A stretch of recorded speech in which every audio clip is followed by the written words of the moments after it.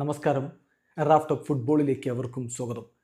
Argentina അടുത്ത ഒക്ടോബറിൽ തന്നെ കേരളത്തിൽ വരുമെന്നാണല്ലോ കേരളത്തിൻ്റെ കായിക മന്ത്രി പി അബ്ദുറഹ്മാൻ ഇന്ന് പറഞ്ഞത്. മാധ്യമങ്ങളെ കണ്ടപ്പോൾ പറഞ്ഞത് അങ്ങനെയാണ്. അതായത് ഒറ്റ വാക്ക് പറയാം, ഒക്ടോബറിൽ ഈ ടീം ഇവിടെ കളിക്കും. ഫുട്ബോൾ പ്രേമികൾക്ക് മറ്റാശങ്കയൊന്നും വേണ്ട എന്ന് അദ്ദേഹം പറയുന്നുണ്ട്. അപ്പോൾ അർജൻറ്റീനയുടെ എതിരാളി ആരായിരിക്കും? ആ ചോദ്യവും ഇന്ന് മാധ്യമങ്ങൾ അദ്ദേഹത്തോട് ചോദിക്കേണ്ടായി. അതിന് അദ്ദേഹം പറഞ്ഞ മറുപടി ആദ്യം നമ്മളൊന്ന് കേൾക്കുകയാണ്. എന്നിട്ട് സ്വാഭാവികമായിട്ട് നമുക്കുണ്ടായ ചില സംശയങ്ങൾ ചോദിക്കുകയാണ്. സോ അദ്ദേഹം പറയുന്നത് എങ്ങനെയാണ്? നമ്മൾ നോക്കുന്നുണ്ട്, സൗദി അറേബ്യ അടക്കമുള്ള ടീമുകൾ ശ്രമിച്ചുകൊണ്ടിരിക്കുകയാണ്. ഏതെങ്കിലും ഒരു ഇംഗ്ലീഷ് ടീം ആയിരിക്കാനാണ് സാധ്യത, ഏഷ്യൻ ടീം ആയിരിക്കാൻ സാധ്യതയില്ല. 50 റാങ്കിങ്ങിലുള്ള ഒരു ടീം എന്നാണ് നമ്മൾ കരാറുമായി ബന്ധപ്പെട്ട് പറഞ്ഞിട്ടുള്ളത്.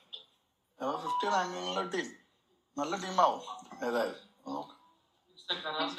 അപ്പോൾ അതാണ് അദ്ദേഹം പറയുന്നത്. എതിരാളികൾ ആരായിരിക്കും എന്ന് മാധ്യമങ്ങൾ ചോദിക്കുമ്പോൾ ആദ്യം പറയുന്നത് സൗദി അറേബ്യ അടക്കമുള്ള ടീമുകൾ നമ്മൾ നോക്കുന്നുണ്ട്.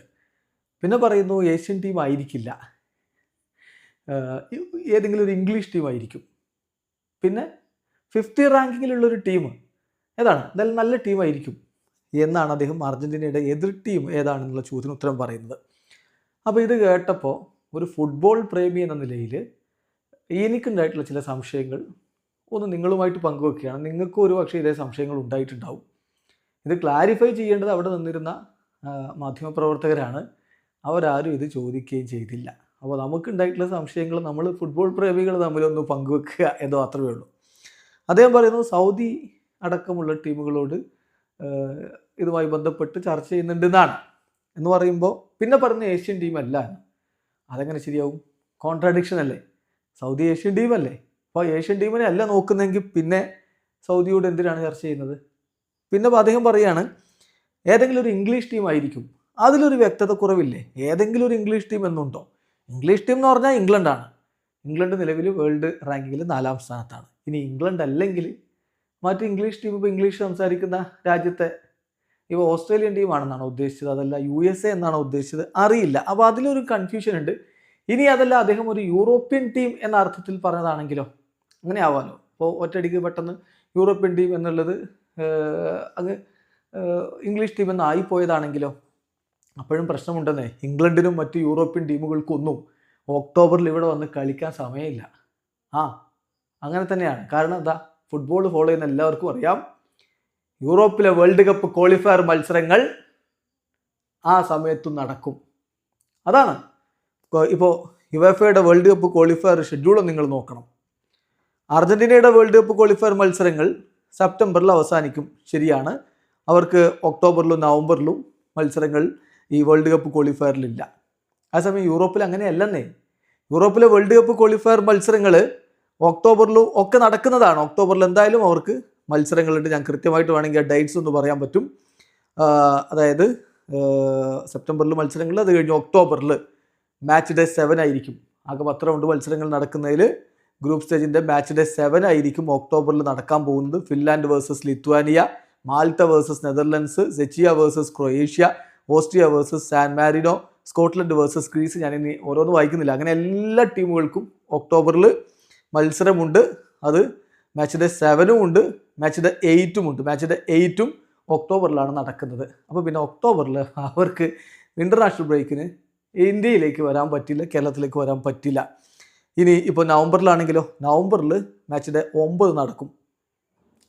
മാച്ച് ഡേ 9ഉം 10ഉം നവംബറിൽ നടക്കും. അങ്ങനെയാണ് അവരുടെ വേൾഡ് കപ്പ് ക്വാളിഫയറിലെ മത്സരങ്ങൾ, ഗ്രൂപ്പ് സ്റ്റേജ് മത്സരങ്ങൾ അവസാനിക്കുക. അപ്പോൾ അത് വേണ്ട, ഒരു യൂറോപ്യൻ ടീമും ഇവിടെ വരാൻ പോകുന്നില്ല എന്നാണ് അതിൽ നിന്ന് നമ്മൾ മനസ്സിലാക്കേണ്ടത്. അപ്പോൾ പിന്നെ ഈ പറയുന്നതിൽ എന്താണ് അർത്ഥം? നമുക്കുണ്ടാകുന്ന സ്വാഭാവികമായ സംശയങ്ങളാണ്. പിന്നെ അദ്ദേഹം പറയുന്നത് 50 റാങ്കിങ്ങിലുള്ള ഒരു ടീം വരുമെന്നാണ്. അതിപ്പോൾ യൂറോപ്യൻ ടീമല്ല ആകണമെന്നില്ല. 50 റാങ്കിങ്ങിൽ വേറെയും ടീമുകളുണ്ട്. ഇപ്പോൾ ടോപ്പ് 10ൽ ബ്രസീലും അർജൻറ്റീനയും ഒഴികെ ബാക്കി എല്ലാ ടീമുകളും യൂറോപ്യൻ ടീമുകളാണ്. അത് കഴിഞ്ഞാൽ പിന്നെ 50 റാങ്കിങ്ങിൽ ഇപ്പോൾ യൂറോപ്യൻ ടീമുകളല്ലാതെ വരുന്നത് ഒന്ന് മൊറോക്കോയാണ്, 12ാം സ്ഥാനത്ത് വരുന്നുണ്ട്. അതിനുശേഷം Uruguay, Colombia, Uruguay 13, Colombia 14, Japan 15, USA 16, Mexico 17, Iran 18, Senegal 19. ഇങ്ങനെയാണ് യൂറോപ്യൻ ടീമുകളല്ലാത്തവർ ആദ്യ 20-ലുള്ളത്. അത് കഴിഞ്ഞ് നമ്മൾ ഇങ്ങോട്ട് നോക്കുകയാണെങ്കിൽ പിന്നെ വേൾഡ് റാങ്കിങ്ങിൽ 23 കൊറിയ ഉണ്ട്, 24 ഇക്വഡോറുണ്ട്. യൂറോപ്യന്മാരല്ലാത്തവർ വായിക്കുകയാണ്. 26 ഓസ്ട്രേലിയ വരുന്നുണ്ട്.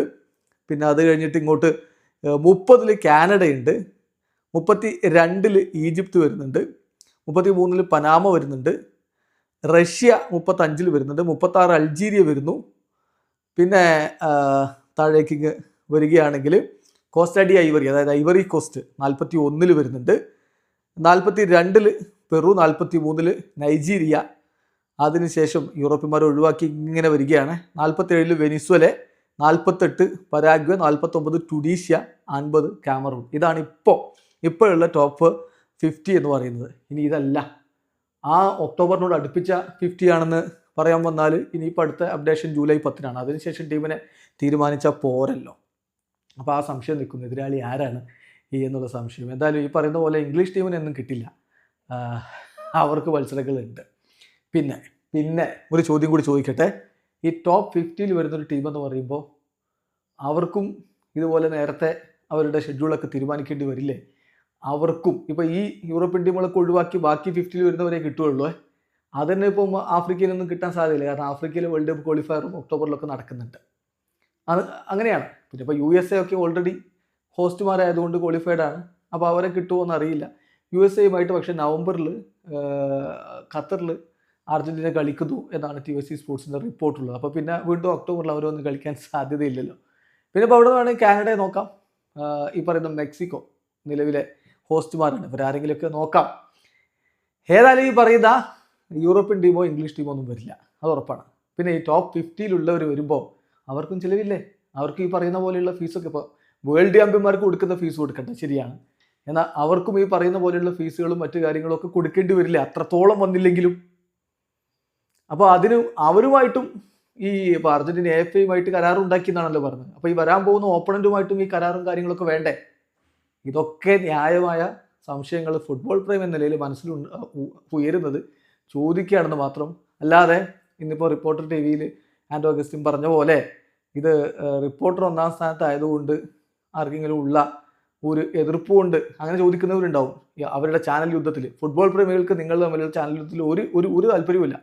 ഫുട്ബോൾ പ്രേമികളുടെ സംശയങ്ങളാണ് ഈ ചോദിക്കുന്നതെന്ന് മാത്രം. അപ്പോൾ അത്രയേ ഉള്ളൂ. മറ്റല്ലാതെ ഇതിൽ വേറെ രാഷ്ട്രീയ കാര്യങ്ങളൊന്നും ഫുട്ബോൾ പ്രേമികൾക്കില്ല. ഇവിടെ അർജന്റീന വന്ന് കളിക്കുകയാണെങ്കിൽ സന്തോഷം, നമുക്കത് നമ്മുടെ നാട്ടിൽ ഒരു ലോക ചാമ്പ്യന്മാർ വന്ന് കളിക്കുക എന്ന് പറയുമ്പോൾ സന്തോഷമില്ല. പക്ഷെ അതിൽ ഇത്തരം സംശയങ്ങളുണ്ട്, അതിന് വ്യക്തത വരുത്തേണ്ടതുണ്ട്. എതിരാളികളുമായിട്ടും അവരെ കൊണ്ടുവരാനും ഇത്തരത്തിലുള്ള ടോപ്പ് 50 വരുന്ന ടീമാണെങ്കിൽ ഇതൊക്കെ വേണ്ടേ? കാരണം ഇന്ത്യ അല്ല എതിരാളികൾ എന്നുള്ള കാര്യം ഉറപ്പാണല്ലോ. ഇന്ത്യ ടോപ്പ് 50 വരുന്ന ടീം അല്ലല്ലോ. സോ സംശയങ്ങളുണ്ട്, ഇനിയും ക്ലാരിഫിക്കേഷൻ ആവശ്യമുണ്ട്.